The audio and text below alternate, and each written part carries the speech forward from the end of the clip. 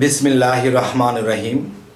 হে সমস্ত জগতবাসী, আজ আমি শামীম আলী চিশতি আপনাদের সামনে এমন একটি আলোচনা নিয়ে হাজির হলাম যে আলোচনাটি শুনলে আপনাদের ভালো লাগবে, কিন্তু আপনারা হেডলাইনে বা থাম্বনেইলে যেটা পেয়েছেন এটা শুনে কিন্তু আপনাদের রাগান্বিত অবস্থা হয়েছিল। তবে অবশ্যই জ্ঞানের বিষয়। এই জিনিসগুলো যদি আমাদের জানা থাকে তাহলে আমাদের তরিকতের রাস্তা, আল্লাহর পথের রাস্তা ক্লিয়ার হবে এবং আমরা জ্ঞানী হতে পারবো ইনশাআল্লাহ। সেই কথাগুলো হলো, দেখুন যে আমি যা কিছু থাম্বনেইলে লিখেছি তা কিন্তু বাস্তবে তার মিল থাকতে হবে। একটা কথা সেখানে দিয়েছি আর একটা কথা আমি অন্য কথা বলেছি, তাহলে কিন্তু মানুষ খারাপ বলবে এবং কথার সাথে কথার মিল থাকতে হবে। অবশ্যই আজকের আলোচনাটি খেয়াল করে শুনবেন। সেটি হলো, দেখুন, একজন ভক্ত মেয়ে, তাকে তার মুর্শিদ বা তার গুরু সবসময় মা মা বলে ডাকে, মা এটা, মা এটা, মা সেটা। তখন সেই ভক্ত মেয়েটি একদিন তার মুর্শিদের দিকে তাকিয়ে বলতেছে, বাবা একটা কথা বল। সেই কথাটি হলো, আপনি যে আমাকে এত সুন্দর করে মা মা বলে ডাকেন, তো আমাকে যে মা মা বলে ডাকেন, আমি আপনার কেমন মা? আমি আপনার কিসের মা? এত মায়া লাগে আমাকে মা মা বলে ডাকেন? তখন গুরুজি চুপ রইলেন। তখন ভক্ত মেয়েটি আবার বলতেছে যে আপনি যে আমাকে মা মা বলেন, কিসের মায়া আমার মধ্যে জাগিয়ে তোলেন? আমি কি আপনাকে জন্ম দিয়েছি? আপনি কি আমার গর্ভে জন্ম নিয়েছেন, নাকি সেই মায়ের বুকের দুগ্ধ পান করেছেন? আমি কি আপনার দুধ মা নাকি গর্ভধারী মা? কোনটা? আমি তো এর কোনোটাই না। তাহলে আপনি আমাকে মা মা বলে ডাকেন, এটা বিষয়টা কি? তখন তার গুরু চুপ রইলেন। তখন চুপ থেকে কিছুক্ষণ পরে বলল, তুমি কোন মা হলে তুমি খুশি সেটা বলো। তখন ভক্ত মেয়ে চুপ রইলেন। চুপ থেকে তখন মনে মনে তিনি ভাবতেছে, তোমার মতো একজন মুর্শিদকে পেয়েছি, যে তুমি আল্লাহর কি সুন্দর পথ আমাদেরকে বাতলিয়ে দিয়েছ, বলে দিয়েছ এই পথে এভাবে আমল করো, ওই পথে ওইভাবে সাধনা করো, তাহলে তোমরা আল্লাহকে লাভ করবে। তোমার মতো এত সুন্দর একজন মুর্শিদ যদি আমার সন্তান রূপে পাইতাম, তাহলে আমি তাকে বুকের দুগ্ধ পান করাইতাম। তাহলে সেই মুর্শিদ অন্তর্যামী হয়ে তিনি হাত উঁচু করে, সে ভক্ত মেয়েটা বলতেছে মনে মনে, এদিক দিয়ে তার মুর্শিদ হাত উঁচু করে বলছে, মা তোমার এই আশাটুকু পূর্ণ হবে। একসময় তার মুর্শিদ প্রকাশ করেই বলে ফেললেন, মা তোমার এই আশাটুকু পূর্ণ হবে। সেই আশাটি পূর্ণ হবে মানে এত বড় বেটা কি জন্ম নেবে? না। এত বড় বেটা কি সেই ভক্ত মেয়ের দুগ্ধ পান করবেন? আসলে বিষয়টা কি? আসলে বিষয়টা আমি এখন আপনাদের কাছে পরিষ্কার করে বলব।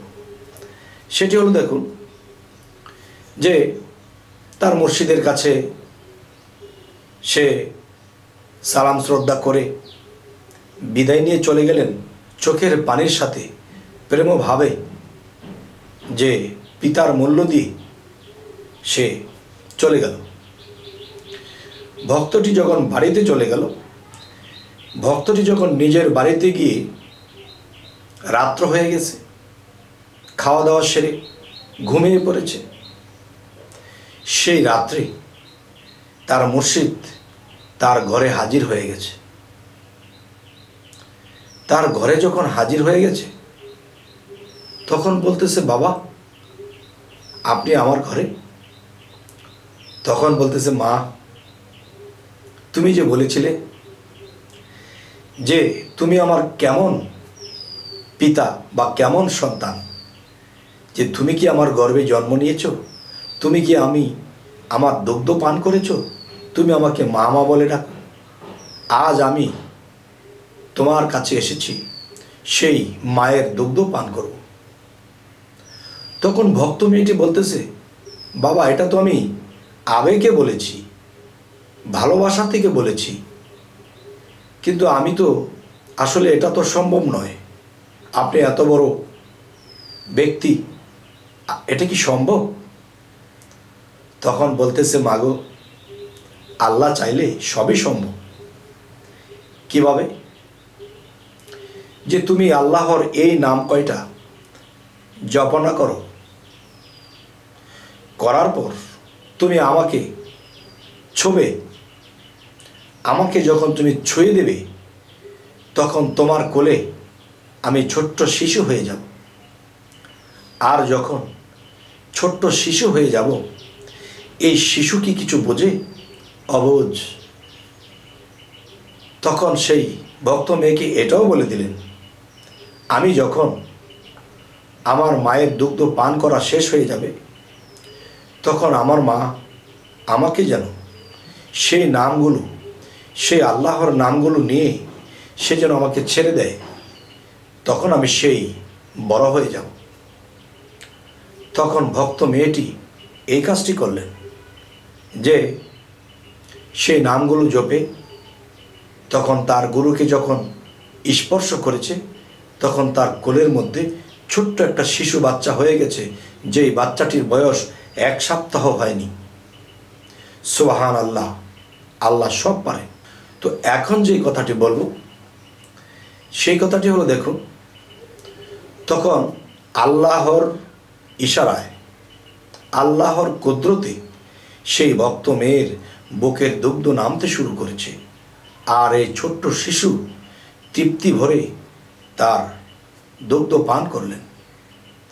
এরপরে মা যখন বুঝতে পারল যে আমার বাচ্চার পেট ভরেছে, তখন সেই নামগুলো জপনা করে যখন বাচ্চাটাকে ছেড়ে দিয়েছে, তখন সেই তখন ভক্ত মেয়ে কী করলেন? তখন তাকে আবার পায়ে সালাম করলেন। কেননা একটা শিশু তার মায়ের সাথে ঘুমাতে পারে, একটা বড় পরপুরুষ কিন্তু ঘুমাতে পারে না।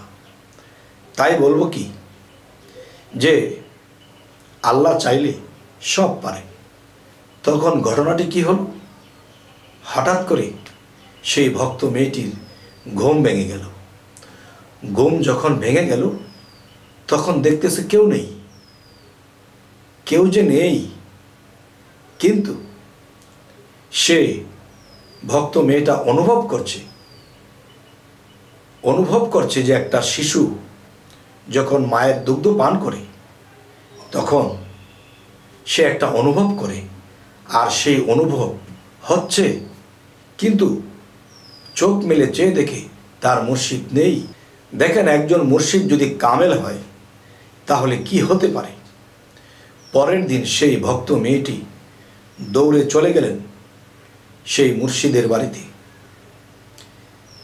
গিয়ে বলছে, বাবা আপনি? হ্যাঁ মা, আমি আমার মায়ের দুগ্ধ পান করেছি খুব তৃপ্তি সহকারে। সুবহানাল্লাহ।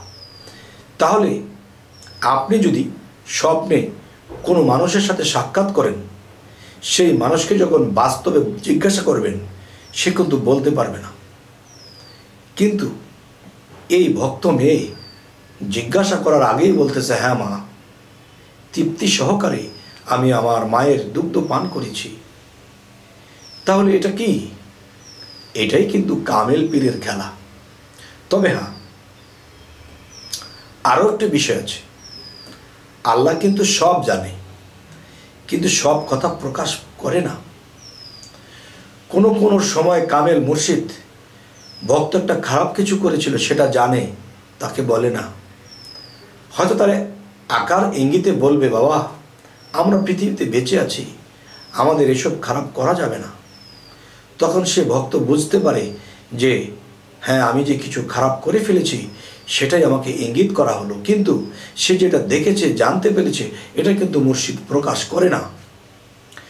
তাই দেখেন, বাহ্যিকভাবে যদি আল্লাহর কাছেও যাই, ফেরেশতারা একজনের কান্দে একজন, একজনের কান্দে একজন, একজনের কান্দে একজন, উঠতে উঠতে আরশ পর্যন্ত উঠে গেছে। তখন আল্লাহ জিজ্ঞাসা করতেছে, হে ফেরেশতাগণ, তোমরা একজনের কান্দে একজনের কান্দে এরকম উঠতে উঠতে আরশ পর্যন্ত উঠে গেছো কেন? এটা করেছে কেন? তখন ফেরেশতারা বলতেছে, হে আল্লাহ, এই তোমার জমিনে কিছু মানুষ তোমার গুণগান করছে, তোমাকে নিয়ে কান্নাকাটি করছে, এটা আমরা দেখতেছি, আমার ভালো লাগছে। তখন আল্লাহ যে ফেরেশতাদেরকে জিজ্ঞাসা করলো, আল্লাহ কি জানে না? জানলেও কিন্তু জিজ্ঞাসা করে, কিন্তু বলে না। আবার কিছু ক্ষেত্রে বলে, আবার কিছু ক্ষেত্রে বলে না। তবে কামেল মুর্শিদ যারা বেশিরভাগই ভিতরে রাখে, সবটা প্রকাশ করে না।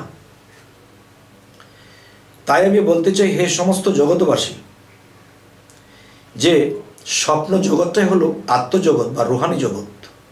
সেই রুহানি জগতে আপনার সাথে স্বপ্নে কত মেয়ের সাথে বিবাহ হয়েছে, তা কিন্তু বাস্তবে হয়নি।